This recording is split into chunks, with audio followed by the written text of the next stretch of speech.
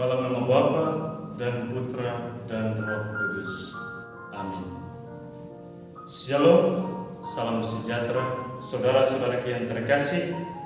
Kembali lagi berjumpa dengan saya, Frater Amatus Wadka, dalam renungan edisi 22 Februari 2021. Hari ini kita merenungkan bacaan-bacaan dari surat pertama Rasul Petrus bab 5 ayat 1 sampai 4 dan bacaan Injil Matius bab 16 ayat 13 sampai 19. Saudara-saudara yang terkasih dalam Tuhan kita Yesus Kristus, istilah gembala sering kita jumpai, sering kita temukan, atau sering kita baca dalam kitab suci, baik dalam perjanjian lama maupun perjanjian baru, baik dari kitab Kejadian sampai dengan kitab Wahyu.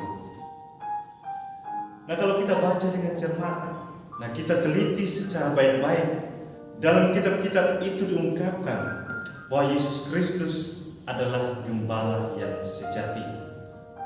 Kenapa dia disebut sebagai gembala yang sejati?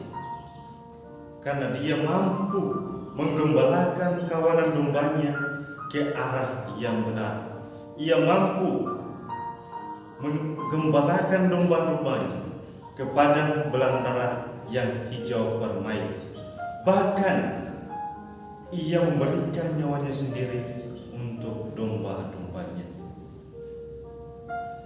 Tugas pengembalaan itu kemudian diserahkan atau diberikan kepada Petrus melalui kesaksian dan pengenalan Petrus yang mendalam akan Yesus Kristus.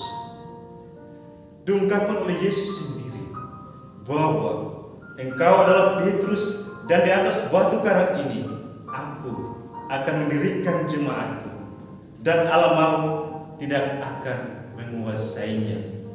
Yesus menambahkan pula bahwa kepadamu akan kuberikan kunci kerajaan surga. Apa yang kau ikat di dunia ini akan terikat di surga, tetapi apa yang kau lepaskan di dunia ini akan terlepas pula di surga.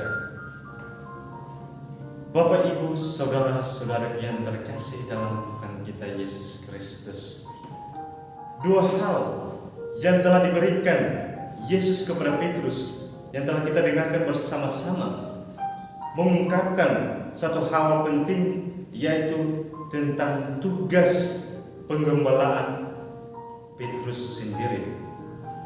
Tentu Yesus memberikan sebuah mandat atau sebuah tugas kepada Petrus, tidak berarti bahwa ia menarik diri, ia tidak terlibat lagi dalam tugas penggembalaan itu. Yesus memberikan tugas sekaligus dengan menyertai agar tugas itu berjalan sesuai dengan apa yang menjadi kehendak Tuhan sendiri.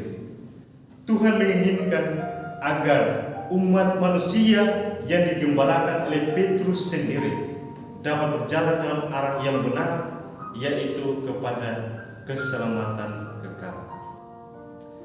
Saudara-saudara yang terkasih dalam Tuhan kita Yesus Kristus, untuk menjadi seorang gembala yang baik, dalam bacaan pertama diungkapkan 3 karakteristik yang seharusnya dimiliki oleh kita semua sebagai seorang gembala. Yang pertama, penggembalaan harus dilakukan dengan sukarela dan bukan dengan paksa. Itu berarti kita tulus memberikan diri untuk tugas dan karya penggembalaan itu sendiri. Nah, yang kedua, pengabdian dan bukan mencari keuntungan.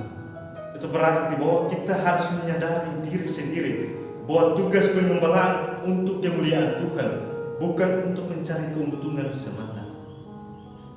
Nah, yang ketiga, yaitu dengan teladan dan bukan dengan perintah. Saudara-saudara yang terkasih, poin ketiga ini sebenarnya menjadi suatu kritik bagi kita umat beriman zaman sekarang yang cenderung istilah gembala kita maknai dengan hal yang lebih negatif, yaitu dengan perintah. Kita suka menindas yang satu, menindas yang lain dengan kata-kata pengembalaan.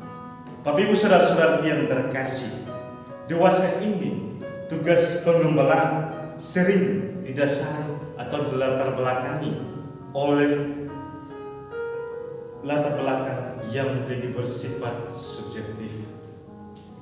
Ada yang ingin mencari keuntungan yang sebesar-besarnya, ada yang ingin mencari popularitas, ada yang ingin mencari kekuasaan, dan lain sebagainya. Hari ini bersama Gereja Universal kita merayakan pesta Takhta Santo Petrus. Melalui bacaan-bacaan hari ini kita diajak untuk merenung dan merefleksikan kembali tugas pengembalaan yang diberikan kepada kita semua sebagai umat beriman. Apakah tugas yang dipercayakan kepada kita, yang diembankan kepada kita, apakah kita sudah mampu menjalankannya sesuai dengan kehendak Tuhan, atau kita menjalankan tugas pengembalaan itu sesuai dengan keinginan kita sendiri, sehingga apa yang kita jalankan, apa yang kita wartakan tidak sesuai dengan kehendak Tuhan, tetapi sesuai dengan kehendak diri kita sendiri. Bapak Ibu saudara-saudari yang terkasih, tugas pengembalaan itu sebenarnya demi satu tujuan, yaitu demi kemuliaan Tuhan sendiri. Semoga demikian. Dalam nama Bapa dan Putra dan Roh Kudus. Amin.